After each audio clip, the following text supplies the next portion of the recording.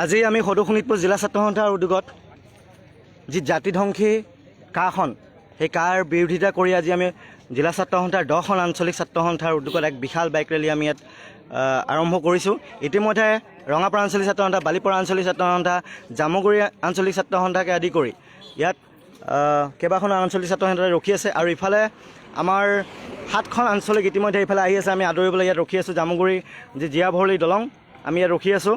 আমাৰ মাজত উপস্থিত আছে সদৌ শোণিতপুৰ জিলা ছাত্ৰ সন্থাৰ সভাপতি শ্ৰদ্ধাৰ আমাৰ সকলোৱে অভিজিত নাথ ডাঙৰীয়া। তেখেতক এই বাইক ৰেলীৰ বিষয়ে বিতংকৈ ক'বলৈ অনুৰোধ জনালোঁ। ইতিমধ্যে সমগ্ৰ অসমত সদৌ অসম ছাত্ৰ সন্থা আৰু 30 জনগোষ্ঠীয় সংগঠনৰ আহ্বানত জাতিধ্বংসী নাগৰিকত্ব সংশোধনী আইনৰ তীব্ৰ বিৰোধিতা কৰি অসমৰ প্ৰান্তে প্ৰান্তে কাৰ্যসূচী ইতিমধ্যে চলি আছে।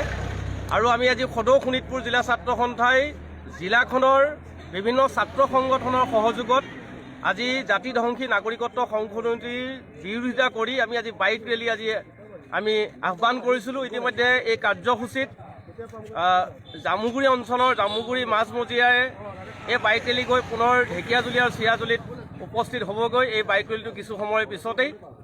কাৰণ যিখন জাতিধ্বংসী সংশোধনী আইনৰ জৰিয়তে এইখন চৰকাৰে অসমত পুনৰ বিদেশীক অসমত সংস্থাপন কৰিব বিচাৰিছে।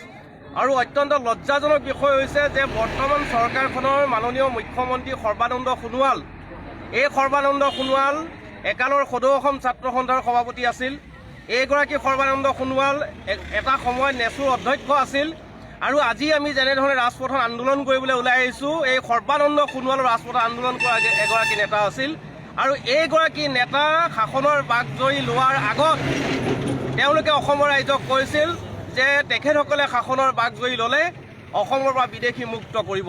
সেই একেগৰাকী মুখ্যমন্ত্ৰী সৰ্বানন্দ সোণোৱাল আৰু তেওঁ মন্ত্ৰীসভাই নাগৰিকত্ব সংশোধনী আইন, যিখন আইনৰ জৰিয়তে অসম চুক্তিক নেচাত কৰা হৈছে, শ্বহীদক অপমান কৰা হৈছে, 855গৰাকী জাতীয় শ্বহীদক অপমান কৰা হৈছে, আজি পংগু ধৰ্ষিতা নাৰীসকলক আজি অপমান কৰা হৈছে। আৰু এইখন জাতিধ্বংসী সংশোধনী আইনৰ জৰিয়তে আৰু য'ত সমগ্ৰ অসমত 6 বছৰীয়া ঐতিহাসিক অসম আন্দোলন হৈছিল, এই অসম আন্দোলনক আজি সম্পূৰ্ণৰূপে ধ্বংস কৰাৰ পৰিকল্পনা কৰা হৈছে।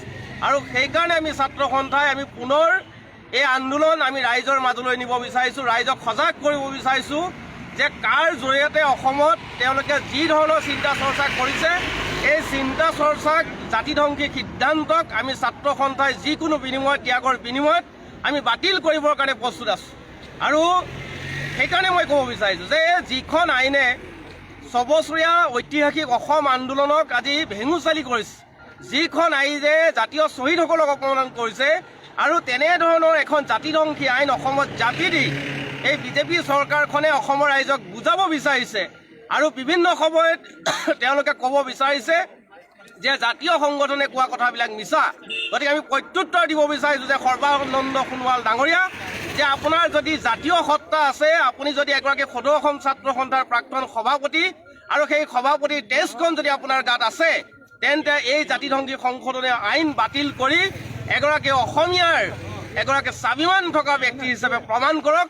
আমি এই কাৰ আন্দোলনৰ জৰিয়তে এই কথাটো আমি মুখ্যমন্ত্ৰী ডাঙৰীয়াক প্ৰত্যাহ্বান জনাইছোঁ।